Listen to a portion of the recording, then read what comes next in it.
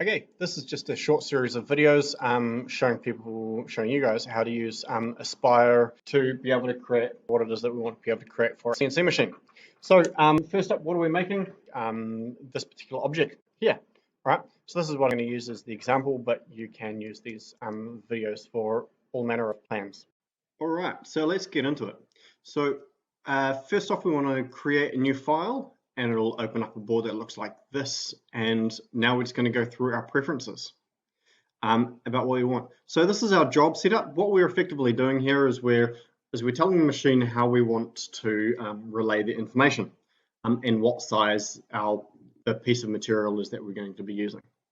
So first of all, the job type, is it going to be single-sided or double-sided? We only really work on one side, so we'll pretty much always keep it on single-sided there. With the job size here, first off, before you touch anything, always make sure it's in millimeters. And with this, what we're doing is we're putting in the information about what size the material is that we'll be cutting. So as we've got this information here about our plans, we've got these two bits of material here. They're going to look like that. But we can cut both of these materials out of a 450 by 450 piece of 18 millimeter quite comfortably.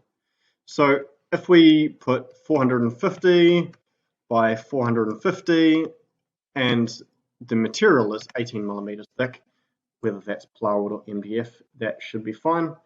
The zero position here, that's referring to what we're going to have as our zero position, whether it's going to be from the material surface or the machine bed, and we always work off a material surface. We haven't come across a reason yet to work off the machine bed, so we just always work off the top. It keeps things nice and simple.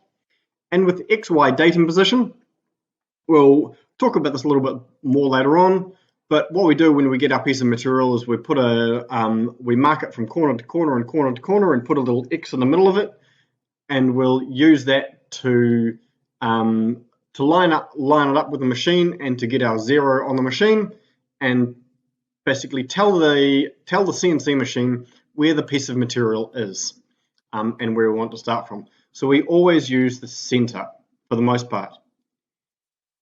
All right, so these are our settings. We pretty much always use single-sided. We pretty much always use material surface, and the center of the material here is where you put in the dimensions of the material that we're using. And these bits here, we just leave because it doesn't matter. All right, we go OK. And now we have our workspace. Down the left-hand side are the tools that we use for drawing. And if we click on this button over here, here are the tools that we use for creating our toolpaths. But we'll go over more of those in the next video or two.